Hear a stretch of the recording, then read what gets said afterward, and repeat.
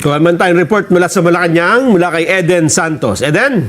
Yes, Kuya Nelson and Kuya Jen, tila nahihirapan ang administrasyon ni Pangulong Ferdinand Marcos Jr. na agarang maibalik dito sa Pilipinas si dating ako Bicol Congressman Saldico.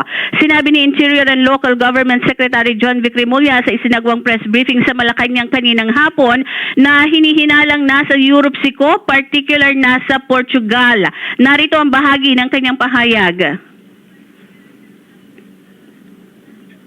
Zaldico is believed to be in Europe, suspected to be in Portugal. He is suspected to have a Portuguese passport acquired so many years ago. Ayun lang ang details.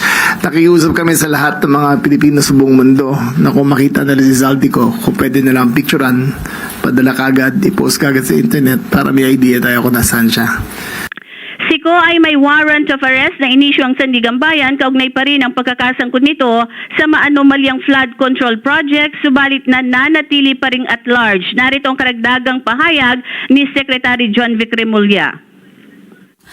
Sa part po ng pagtugis kay former Congressman Saldico, wala po ba tayong group effort? Pagtugis pa?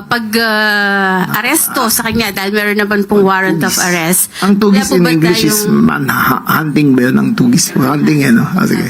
Wala po ba tayong group effort para mas mapabilis yung pagdakip po sa kanya? Talagang ginamit mo yung group effort, ha? Meron naman. It is a whole of government approach to get Zaldico. The DFA, the DALG, the Ombudsman, the DOJ are all working together in order to get a satisfying outcome into the repatriation of Zaldico back to the Philippines.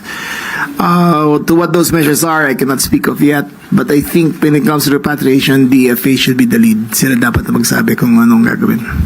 So wala pa po yung pag-cancel nung kanyang passport? Meron na. Pagkaalam ko, na-cancel na yung passport niya. Pagkaalam ko lang, ha? But you can check again.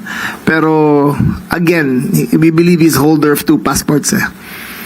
Not only a visa, but 2 passports. So, doon yung may complication tayo na konti.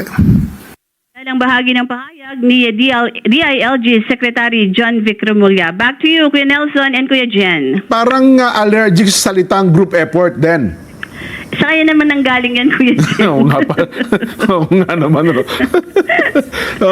Ano naging reaction mo nung muntik na siyang madulas? Then, ikaw daw pinakamalakas tumawa, pambihira o... O hindi ako yung malakas na tumawa, si Yusek Castro yon, dinig na dinig yung tawa niya doon. Abot dito sa Net 25, mula galing sa Malacanang, yung tawa mo raw eh. Hindi, si Yusek yun, malakas ang tawa niya. Ganun ba? Hindi ako. O, di sige. O, yan yun. Yun. Dan, salamat ha. Ayun po. Yan lang ang update mula sa Malacanang, Kuya Jen. Back to you. Yan po si Eden. Ano ha?